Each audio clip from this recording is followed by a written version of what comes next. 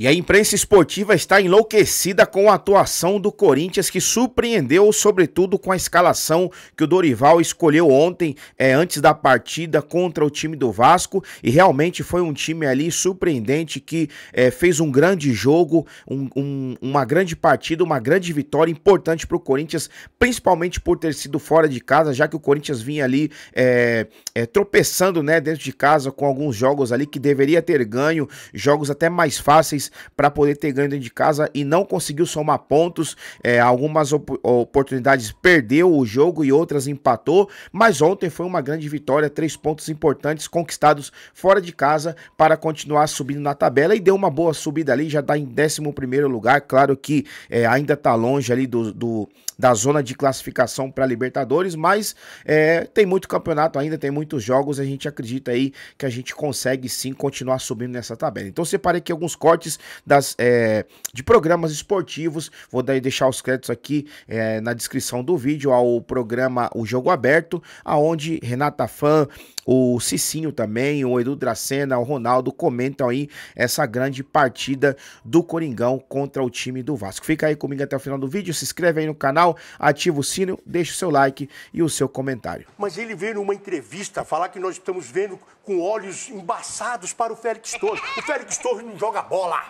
Ele não joga bola. Mas olha só, o Dorival é o seguinte, quando o Dorival não quer, ele não tá nem aí. O Héctor, ele, ó, deu linha. Se ele não acreditasse no Félix, ele daria a linha também. Mas nem a mãe dele acredita nele. E o Ronaldo, por experiência própria, quando ele acredita num jogador, no futuro esse jogador muitas vezes começa a jogar bola. Foi Alisson de São Paulo, é um exemplo, cara. Vamos comparar, não vamos comparar. Mas que diz vocês dois sincronizados. Vocês estão comparando o Alisson. Mas vamos falar a verdade. E falando o Ronaldo quer queimar o Alisson. Agora eu pergunto pro Ronaldo. Que tem uns que acreditam sem cabeça, e aí vai. Saci Pererê. O corintiano, tenho certeza. Você que é corintiano, na hora que você viu a escalação do Corinthians, na hora que você viu, você falou, meu Deus do céu.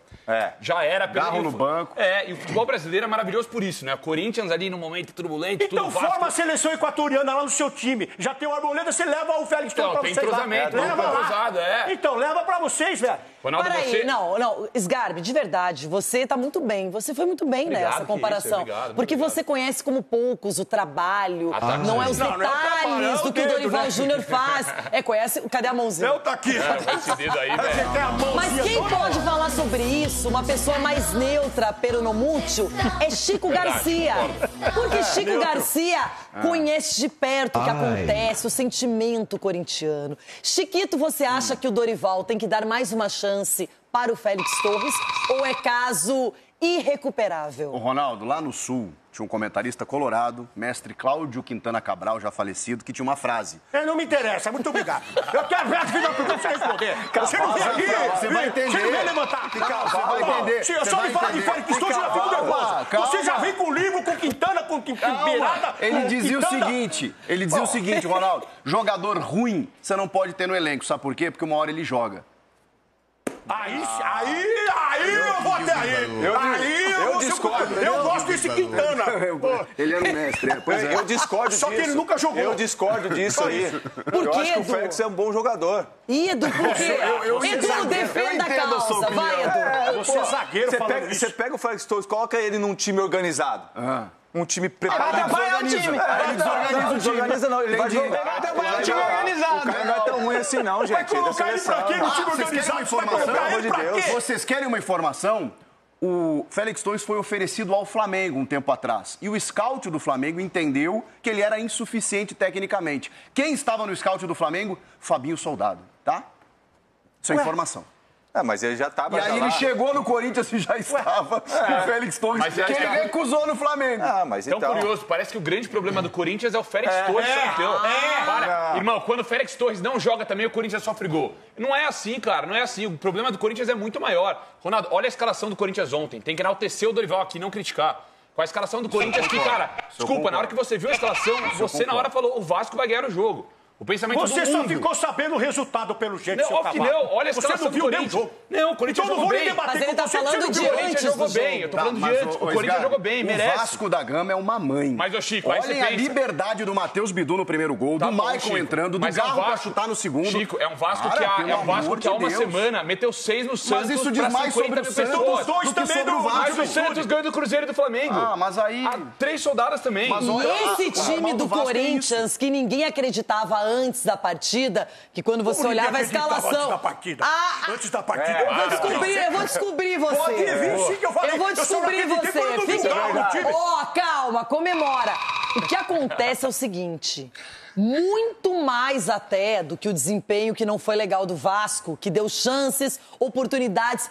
O técnico avisou, o técnico mostrou. Só que o técnico ficou tão louco, o Fernando Diniz, que ele deu uma bronca homérica, pública. Ele rasgou o jogador Ryan. E sobre o... Sobre o Diniz, alguém aqui no programa alertou. Mas a gente vai ver a primeira bronca. Olha o que aconteceu ontem em campo. Eu só subi aqui, tô ajudando ali. Não, beleza. Você é lerdo pra caralho. Eu só subi. Pode jogar. Eu só subi. Você tá fudendo, time. Eu só você subi. Você não subiu e você não voltou. Vai lá.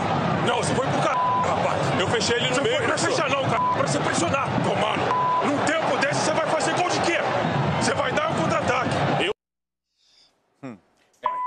Tá, agora é o seguinte. E rasgado. O Diniz não tá bem, gente. Alguma coisa não tá legal com ele. Não sei se é só o Vasco, enfim. Mas olha só o que já aconteceu há poucos dias com o Diniz e alguém aqui no programa alertou que não era bem assim. Chega com 6-0 lá em Caxias do Sul e acha que vai repetir o 6-0. Tomou 2-0. Ninguém achou que Por fosse isso que repetir. toda a festa que o Diniz fez tem que ser mais ponderado para pensar no próximo jogo. É verdade, E lamenta, o né, Abel... Dudu? Ganhou de 6-0, lamenta porque ganhou de 6-0. Tem que chorar na coletiva, Não, Diniz. você tem que chorar na coletiva. Não. Dentro do vestiário você comemora. Lá no campo acho que não é Na muito lista legal. de vibração. Até por respeito ao luto do adversário que tomou... Doutor! Aí, doutor. Respeito ao luto do adversário que minha- perdeu. Não a pode minha comemorar. opinião. Então, quando Pode. vocês meteram 4-0 na gente, o senhor chorou no título da Libertadores? Aquele título roubado. Que legal que você Tirou falou até isso. o cavanhaque, né, doutor? Que legal que você falou isso. A contradição. Uma incoerência foi detectada no Se você- programa. não. Quando é pro São Paulo, pode comemorar e dane-se o luto do outro. É verdade. Mas se é pro Diniz e pro Santos, eu não Pera um comemora, pouquinho, doutor. pera um pouquinho. Faça Aí favor. você vê como você fala bobagem. Vamos lá. O São Paulo ganhou a Libertadores. Roubado, O que doutor! que o Vasco ganhou? Ganhou um jogo. 3 pontos saiu da zona de rebaixamento. Um jogo. Que tira da zona de rebaixamento. Ganhou um jogo. E não vale então ganhar o jogo.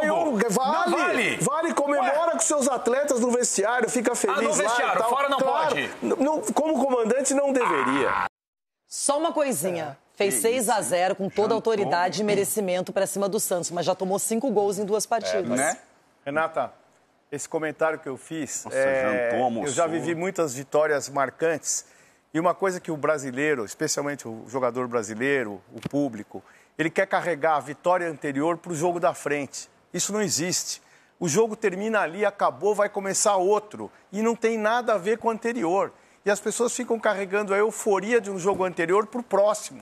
Então era claro que haveria o relaxamento do Vasco, claro que contagiou esse 6-0 para as partidas seguintes. E eu alertei, não ganha do Juventude, óbvio, não imaginaria que o Corinthians vencesse o Vasco lá. Mas era certo que o Vasco iria se inflar muito, muito orgulho. O Diniz, na minha opinião, não soube comandar esse 6-0 para os jogos seguintes e deu no que deu. Então, euforia menor, porque quando você ganha campeonato, você comemora. Ganha jogo, você vai para casa feliz, e só isso. E a derrota, hein? Porque tem gente aqui que tá sofrendo com derrota, doutor. Não sei o que é. Ela fica carregando a derrota pra frente, ela esquece que ganhou. Também não pode. que foi Não, campeão eu não gaúcha. carrego. Quem carrega são os jogadores do Inter. Peraí, foi uma campeão gaúcha, desclassificação, tudo. não é derrota. Ô Vini, só que o Dorival parece que não teve esse... É claro que não foi fácil também, né? Retomar o rumo do Corinthians, porque nada no Corinthians tem sido fácil, né?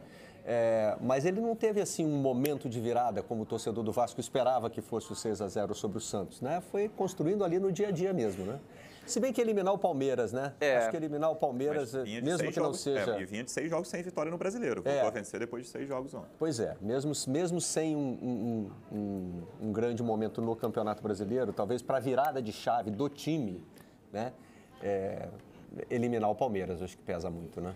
Eu acho que eliminar o Palmeiras foi disparado o 6-0 do Corinthians nessa temporada. Agora, o que preocupou o torcedor é que no jogo seguinte, a equipe voltou a ser derrotada de uma maneira, né, frágil contra adversários do Campeonato Brasileiro, ou seja, deu a impressão de que não houve sequência. Todo mundo esperava que depois da eliminação contra o arquirrival na Copa do Brasil, o Corinthians embalasse, né, depois de vencer o Palmeiras e voltasse a ter confiança e vencesse jogos do Campeonato Brasileiro. A partir do momento que engrena essa sequência ruim de jogos sem vencer no Brasileirão, fica aquela impressão de será que de novo vai ser um time só de Copas? Né? O Dorival ontem falou sobre isso, que o Corinthians hoje tem o segundo... O Corinthians é o segundo melhor time quando o assunto é posse de bola no Campeonato Brasileiro. Então, o que o Dorival disse?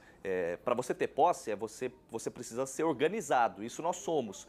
Mas são erros bobos que geram gols bobos. Então, ele entende que a pontuação deveria ser melhor do que é hoje essa 11ª colocação. De qualquer maneira, pelos desfalques e pela sequência da semana agora, com duelo contra o Atlético Paranaense na Copa do Brasil e um outro derby no outro final de semana, essa vitória de ontem foi crucial. Com adendo, Garro descansou ontem, volto a dizer, 4 titulares estavam fora e o Memphis já pode voltar a ser relacionado nesse meio de semana. Ontem o Memphis postou vídeos nas redes sociais. Primeiro que o Memphis foi cantar nesse final de semana com o MC Rariel, que é um corintiano, os dois já lançaram música juntos.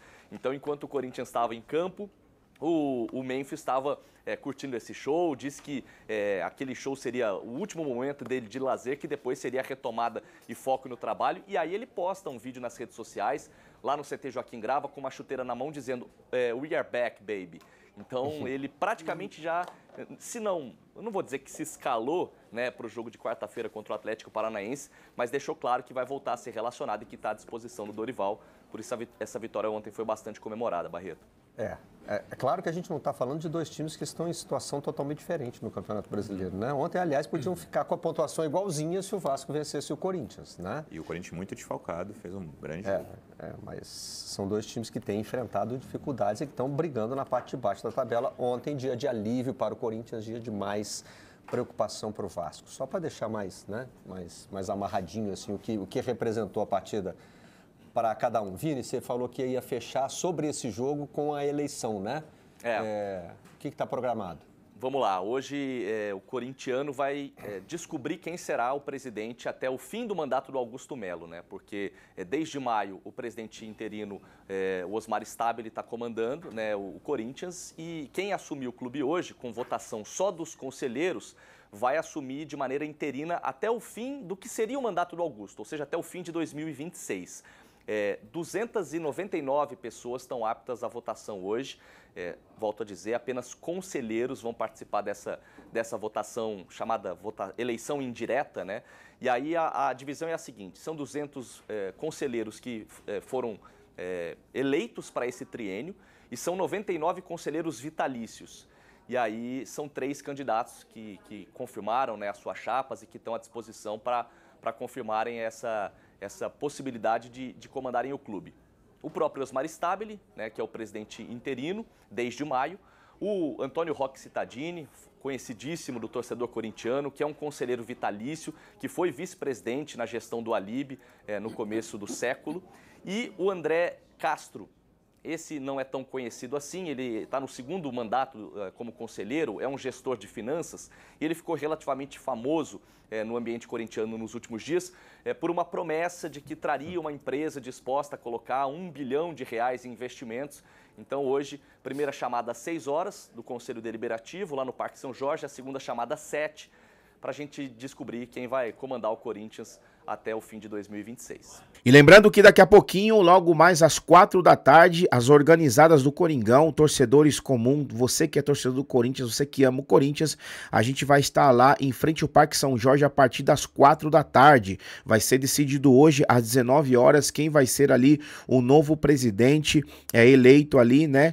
para substituir Augusto Melo, que sofreu um impeachment. Então as organizadas, torcida do Corinthians de um modo geral, independente se é de organizado ou não, vai para lá para frente do Parque São Jorge para a gente poder cobrar aí que seja feito uma decisão, a melhor decisão, né, para o time do Corinthians, porque a gente precisa de pessoas responsáveis, a gente precisa de alguém ali que realmente venha fazer a diferença e administrar o clube da maneira correta, sem falcatruas, sem safadeza, sem pilantragem, pensando no bem do Corinthians, para que o Corinthians possa aí estar sempre nas cabeças, longe das páginas policiais, longe de crise, longe de toda essa novela que acontece aí, né? Só notícia ruim pro corintiano todos os dias praticamente. Então a gente precisa de alguém que seja escolhido ali e fica difícil, de verdade, eu honestamente não sei, acho que o menos pior ali seria o Osmar Stabile, que não me agrada muito,